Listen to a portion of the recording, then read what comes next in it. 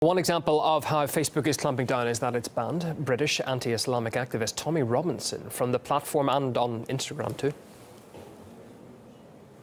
When ideas and opinions cross the line and amount to hate speech that may create an environment of intimidation and exclusion for certain groups in society, in some cases with potentially dangerous offline implications, we take action. Tommy Robinson's Facebook page has repeatedly broken these standards, posting material that uses dehumanizing language and calls for violence targeted at Muslims. He has also behaved in ways that violate our policies around organized hate. Robinson's ban fired up his supporters online, complaining the move is a politically motivated step to censor free speech. Others praise the ban for targeting hate speech.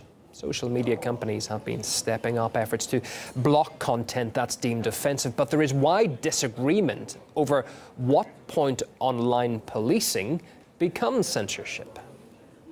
It's very clear that if you join these social media giant company pages and you set up your own page, then you have to abide by their rules and regulations. One, you don't peddle hate.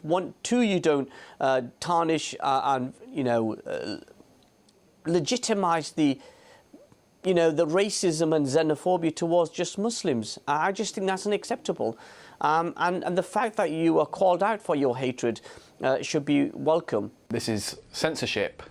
The online world is the new public sphere, and it's wrong that major corporations like Facebook, like Instagram, have the power to remove opinions from public consideration, and him drawing attention to what he sees to be the radicalisation of Britain. And I don't agree with his position on that point. But I think the really worrying thing is that these arguments about Islam are now being pushed out of the public square into a sphere where they're not being challenged and not being considered. I think that inevitably brings with it certain obligations to stand up and defend freedom of speech. Well, it's not about freedom of speech. I mean, with freedom of speech comes responsibility. So if you want to criticise and question Islam or Muslims, then that's okay in a free society. What isn't acceptable is to perpetuate the hatred towards one particular community, looking at the crimes of just one particular community, and then not expect there to be a reaction. So I'm really glad that these social media companies have woken up. It's easy for people to now conclude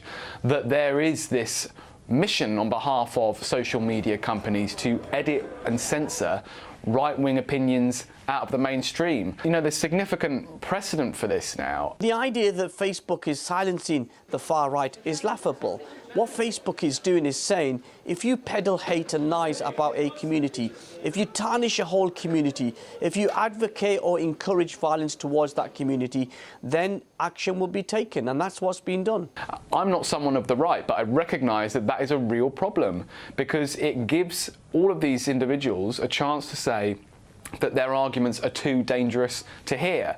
And if the public square is good for anything, it's good for challenging and dealing with arguments. And the more we try and push this underground, the more those ideas will go unchallenged. They'll reach people without interruption. They'll be communicated to people without having any contrary point of view put forward. And I think that is why censorship is always so dangerous.